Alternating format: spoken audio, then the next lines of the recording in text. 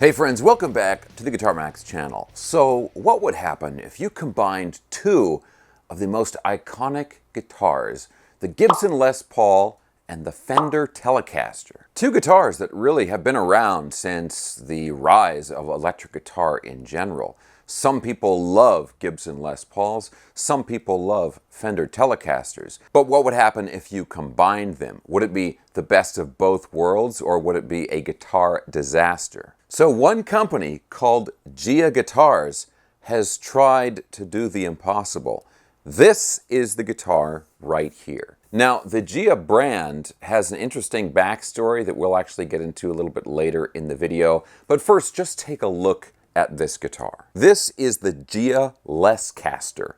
It has the body of a Telecaster and the headstock, actually, with a satin finish all over, but it has the construction and a lot of the specs of a Gibson Les Paul. Now, one key thing is the scale length. Now, the scale length is the distance between the bridge and the nut up here, and Fender and Gibson use two different scale lengths. This is classic differences between the guitars. Fender uses 25.5 inches. Gibson uses 24.75 inches, slightly shorter than the Fender scale length. This, even though it has the Telecaster body style, it's using the Gibson scale length. So the same scale length as a Gibson Les Paul. Now, people argue about this all the time, but a lot of people feel that the different scale length gives the guitars a different tone, and certainly it reduces the string tension a little bit on a shorter scale length. Now, another big characteristic is the neck joint. Look at this right here. A Fender Telecaster would have a bolt-on neck, and a Les Paul has a set neck. Now, this actually has a set-in neck, so the neck goes deeper into the body than it normally would with just a standard set neck guitar. But this is the kind of neck joint that you would find more on a Gibson guitar than a Telecaster, than a Fender Telecaster. We also have a Gibson style or a Les Paul style control layout. We've got 2 volumes, 2 tones, and a 3-way toggle switch up there. There's other similarities as well, similarities with a Les Paul. 2 humbuckers, the bridge and tailpiece, and even the thickness of the body. Now, this guitar, the JIA LesCaster, costs around $550. And so you might be thinking, well, okay, that's a pretty inexpensive price compared to the guitars that this guitar is based off of, right? You know, compared to a brand new Telecaster or a Gibson Les Paul. So you might be thinking, well, okay, you're paying for the novelty, right? You're paying for the uniqueness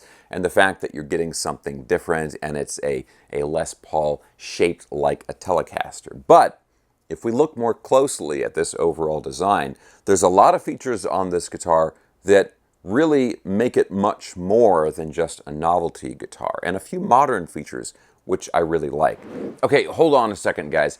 As I was making this video and I was about to release it, I sent a last-minute email to the JIA LesCaster guys, and when I was talking with them, they said that they would give me a discount code that I could pass on to you guys. And this is not like an affiliate link, unfortunately for me, or anything like that, but I do have a discount code that I can share with you, and I'll put this down in the video description below. But the deal is, this is a 40% off code. So the code is SD4GM. And like I said, I'll have that down in the video description as well. My understanding is you can enter that when you check out, 40% off. So when we're talking about a guitar that's like $550 around there, now suddenly it's under $350. So this is already a cool guitar, but killer deal. So yeah, again, check out below for that code SD4GM, 40% off. Okay, now back to the review. Let's start with the frets on this guitar. This has 22 of these awesome rounded ball end stainless steel frets. A lot of modern companies are using these frets, and they just make a really, really comfortable fretboard, really comfortable neck. You never have any sharp fret ends to deal with or anything like that, and these are not going to wear down like standard nickel steel frets will over time. There's also the set-in neck that I talked about earlier. Also the body, it's mahogany, but it's roasted mahogany. There's also a one-piece mahogany neck on this guitar, so there's no scarf joint, anything like that. It also has full-size pots, it's got a bone nut, Alnico 5 pickups, and a nitrocellulose finish, which is actually kind of hard to find on a lot of modern guitars because of restrictions using chemicals and how the finish is applied. Okay, there's a lot more to talk about with this guitar, but what does it sound like? Does it sound like more of a Les Paul, or does it sound more like a Telecaster? Let's go ahead and plug it in and find out. But of course, real quick guys, as always, if you enjoy videos like this, checking out cool new affordable guitars, and also staying up on all the latest news in the guitar universe, and you have not already subscribed for some reason, please consider subscribing right now. Okay, I'm going to plug this in. I'm going to use my Boss IR200 amp and cabinet simulator for this demo. It's a nice, affordable, awesome sounding piece of equipment we can get a variety of different tones out of. So we'll go ahead and plug this in and listen to how it sounds.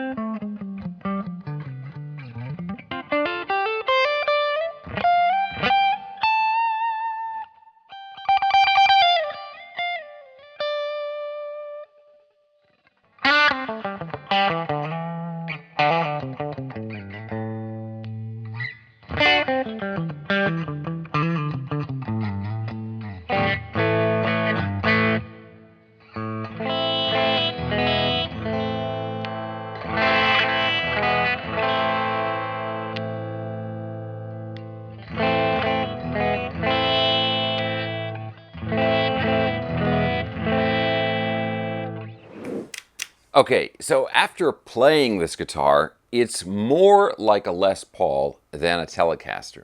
In fact, I think you could even say it's basically a telly-shaped Les Paul. I think a good way to think about it is that a guitarist who likes Les Pauls will enjoy this more than a guitarist that likes Telecasters. And a big part of that is with the sound. If you are a traditional Telecaster player and you're looking for that classic telly twang sound, This guitar doesn't really have it.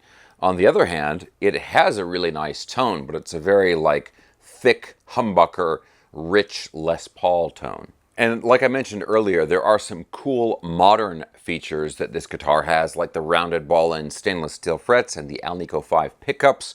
I love those, and it does a lot for this guitar. That being said, there are, I think, some weaknesses of a Les Paul guitar that this guitar still has. And to me, the big one is this neck joint here and the fret access. It's a 22 fret guitar. Grabbing that 22nd fret is pretty tough. I mean, you can do it, but you're not going to be able to do any vibrato or anything like that because of how wedged in your hand is up against the body. And that's what you'd expect to find on a Gibson or a Les Paul or an old style single cut guitar, and a big block neck joint right there. The other thing is there are no body cuts, no body bevels, anything like that. No belly cuts and stuff. And a lot of modern guitars have that stuff, but an old school traditional Les Paul won't. Also, I'm sure everybody's asking about the neck, right? Because old school Les Pauls are famous for having thick necks. Well, honestly, this guitar has it.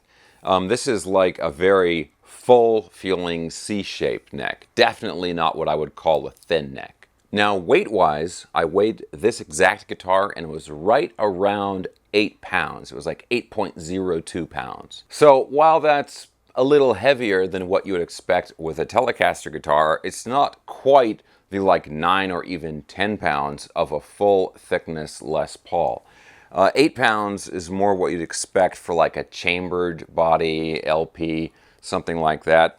And I think part of that is, even though this is a full thickness body and it's not chambered, I think part of that is because they're using roasted mahogany, they're removing a lot of the moisture out of the wood. That's going to make it way less in the end. Okay, now let's talk about JIA, the brand or the company that's making this guitar. So some of you might be familiar with Bad Cat Instruments. Bad Cat is a guitar brand that's been around for a while, and I have considered reviewing those guitars in the past, but the reason I haven't is that so many of the guitars were just one-to-one copies of guitars that already existed. And I think in some ways Bad Cat kind of got a reputation as a step up from like a Gibson guitar, right? So it was a guitar that was, being made to the exact same specs and designs of like a traditional Les Paul or a Stratocaster, or even things like the EVH guitars. And I'm saying, they're using the same headstock shapes and all that stuff was pretty much the same. And for that reason, I wasn't really that interested in reviewing it, because it's like, well, they're just doing stuff that's been done before. It's nothing really new. But when I saw this guitar, I thought, okay, this is actually pretty cool. They're taking a couple of traditional designs and blending them together in a really unique way. And they've got the rounded ball and stainless steel frets. They've got some cool pickups. They're using the roasted wood for the body. They're doing some things that are different and unique and out of the ordinary. And that is why this guitar really got my attention. So to be clear, my understanding is that JIA, this brand, it is, at least with some of the people that have been involved in the Bad Cat Instruments, in that brand. But they're making an effort, and a really strong effort, to do something new and to get away from those Gibson-style designs.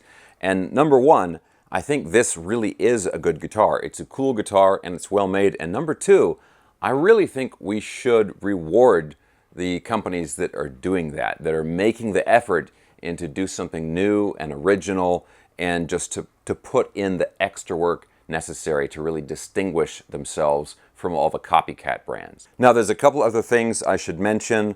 This guitar came with a set of strap locks, which was really cool. And also there are several other colors, color combos available. This with the flame top, like I said, the price is around $550. And then they've got some solid color ones with they've got the classic black and gold hardware. That was under $500. So if you want to go with a simpler color without the flame top, you can save a little money. The other thing is, with this review, with this demo, I did no setup work to this guitar. This thing plays great.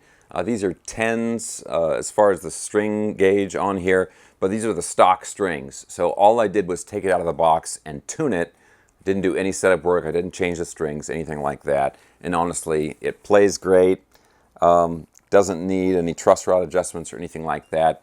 That being said, as time goes by, I might have to make a few tweaks to it. But yeah, out of the box, great playing guitar. And of course, with these rounded ball and stainless steel frets that so many companies are using these days and so many people love, this thing is just effortless to play. Now, the last thing is, imagine if you had this guitar and you were playing on stage with it, right? It's got a satin finish. People see this, JIA LesCaster. Nobody knows about this brand yet. And this guitar is one of these guitars that looks much more expensive than it actually is. I think when people would see this on stage, they're going to assume it's some kind of, boutique guitar that's thousands of dollars. But the price will just be our little secret.